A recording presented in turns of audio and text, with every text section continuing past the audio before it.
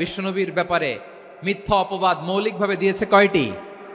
5টি। বলেছে তুমি মিথ্যাবাদী, বলেছে তুমি গণক, তুমি কবি, তুমি পাগল, তুমি জাদুকর।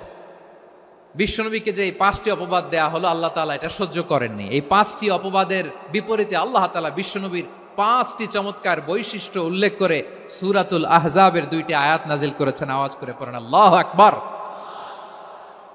5টি চমৎকার বৈশিষ্ট্য সূরাতুল আহজাবের ভেতরে রব্বুল আলামিন উল্লেখ করে আমাদেরকে জানিয়ে দিচ্ছেন, ইয়া আইয়ুহান নাবিয়্যু ইন্না আরসালনাকা শাহিদান ওয়া মুবাশশিরান ওয়া নাযীরা وداعيا إلى الله بإذنه وسراجا منيرا পড়েন আল্লাহু আকবার।